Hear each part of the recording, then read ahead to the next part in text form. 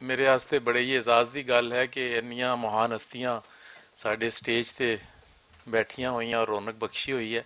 उन्हां दी मौजूदगी विच कुछ लफ्ज़ इकबाल बाहू होरां दे बारे विच या नदीम इकबाल दे बारे विच कोई गल करनी जिहड़ी है मेरे वास्ते बड़े एजाज़ की गल है।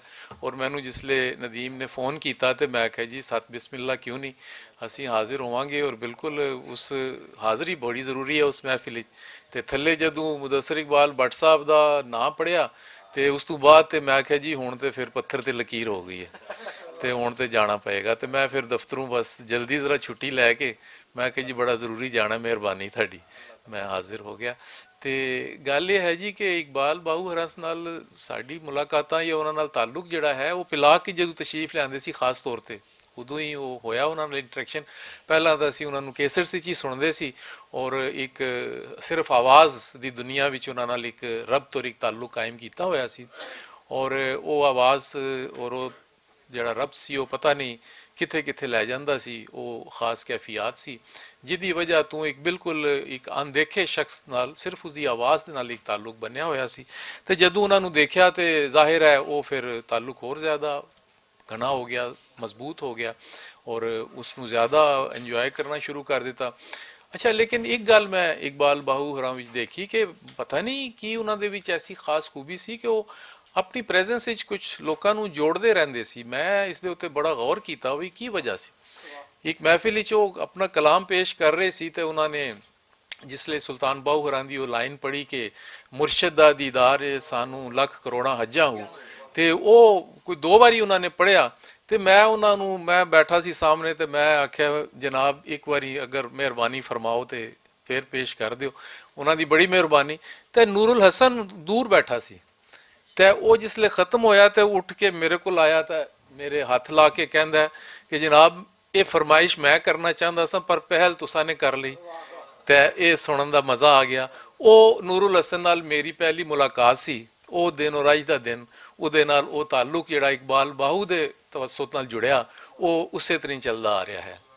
ਅੱਛਾ, ਗੱਲ ਇਹ ਹੈ ਜੀ ਕਿ ਸੂਫੀਆ ਦੇ ਬਾਰੇ ਵਿੱਚ ਪੜ੍ਹਦਿਆਂ ਲਿਖਦਿਆਂ ਤਾਂ ਰਹਿੰਦਾ ਹੀ ਹੈ ਔਰ ਜ਼ਾਹਿਰ ਹੈ ਉਹਨਾਂ ਦੀ ਸ਼ਖਸੀਅਤ, ਉਹਨਾਂ ਦਾ ਕਲਾਮ, ਉਹਨਾਂ ਦੀ ਤਾਲੀਮਾਤ, ਉਹ ਸਾਰੀਆਂ ਗੱਲਾਂ ਐਸੀਆਂ ਹਨ ਜਿਹੜੀਆਂ ਲੋਕਾਂ ਨੂੰ ਜੋੜਦੀਆਂ ਹਨ ਧਰਤੀ ਵਿੱਚ ਨਾਲ। ਆਪਣਾ ਆਪਸ ਵਿੱਚ ਜਿੰਨੇ ਬੰਦੇ ਹੁੰਦੇ ਉਹਨਾਂ ਨੂੰ ਜੋੜਦੀਆਂ ਹਨ। ਉਹ ਵਜ੍ਹਾ ਇਹ ਹੁੰਦੀ ਹੈ ਕਿ ਲੋਕਾਂ ਦੇ ਮੁxਤਲਿਫ ਤਰ੍ਹਾਂ ਦੇ ਜਿਹੜੇ ਨਾ मफादात वाबस्ता होंगे, कुछ उन्होंने ख्वाहिशा होंदियां जड़ियाँ पूरियां हो रही होंदियां, कुछ उन्होंने मनता मनिया होंदियां पूरियां हो रही होंदियां। तो वो तो गल समझ आती है कि जिस वेले कोई बजुर्ग हस्ती जड़े उन्होंने दरबार से हाज़री देंदे और उत्थे जाके अपनी कोई मन्नत फरियाद करते हैं और वो रब दे हजूर पूरी होंदी है तो जाहिर है उन्होंने अकीदत वध जाती हैगी है, वो गल तो समझ आती। लेकिन यह जड़ा है ना वो तो कबर नूं जिंदा रखना वो एक होर गल है। लेकिन उन्होंने सूफिया के कई 100 साल बाद तक उन्होंने कलाम नूं जिंदा रखना ये उस तो भी ज़्यादा मुश्किल काम है। वजह यह है कि उत्थे तो गरज वाबस्ता है ना कि किसी नूं पुत्र की तलाश है, तलब है, तो उन्हें जाके दुआ मंगी, अल्लाह ताला ने करम फरमाया और अपने हबीब और अपने सूफिया दे और उन्होंने सदके चलो कोई दुआ मन ली, गल सुन ली। लेकिन यह जी उन्होंने कलाम नूं जिंदा रखना और अगे लैके चलना ये ज़्यादा मुश्किल काम है, क्योंकि जिस वेले ताड़ी अपनी आवाज़ दे विच वो कैफियत नहीं होएगी, जदों तक तुसी उन्हां लफ्ज़ां दे मानी समझ के और उस कलाम नूं अपना समझ के और अपने उत्ते तारी करके नहीं पढ़ोगे तो उदों तक उस दे विच वो रगबत और वो जिहड़ा मज़ा है और वो जिहड़ा उसके अंदर गनाइयत है वो दूसरे बंदे नूं महसूस, और जिसले वो महसूस नहीं होएगी वो तुहाडे नाल और उस कलाम नाल जुड़न नहीं लगा।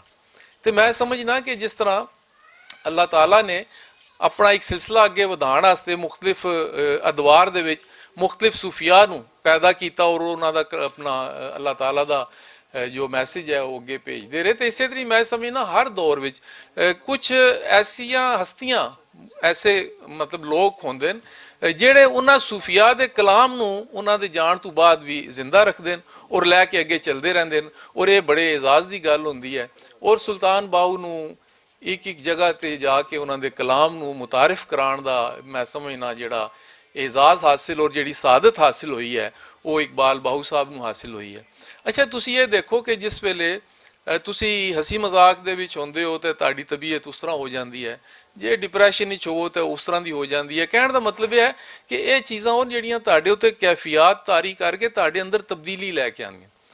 ਤੇ ਮੈਂ ਸੋਚਦਾ ਕਿ ਇਹ ਇਕਬਾਲ ਬਾਹੂ ਸਾਹਿਬ ਦਾ ਕਿੰਨਾ ਹੌਸਲਾ ਸੀ ਕਿ ਉਹ ਕਿੰਨੇ ਹੀ ਦਹਾਈਆਂ ਤੱਕ ਸੁਲਤਾਨ ਬਾਹੂ ਦਾ ਔਰ ਦੂਸਰੇ ਸੂਫੀਆ ਦਾ ਕਲਾਮ ਜਿਹੜਾ ਹੈ, ਜ਼ਾਹਿਰ ਹੈ ਉਹ ਜਦੋਂ ਤੱਕ ਅੰਦਰ ਸਮਝ ਕੇ ਔਰ ਐਬਜ਼ੌਰਬ ਕਰਕੇ ਔਰ ਪੜ੍ਹਿਆ ਨਹੀਂ ਹੋਣਾ, ਉਦੋਂ ਤੱਕ ਉਹ ਬਾਕੀ ਪਬਲਿਕ ਨੂੰ ਵੀ ਨਹੀਂ ਮਤਲਬ ਹੈ ਉਸ ਤਰ੍ਹਾਂ ਮੁਤਾਸਿਰ ਕਰ ਸਕਦੇ।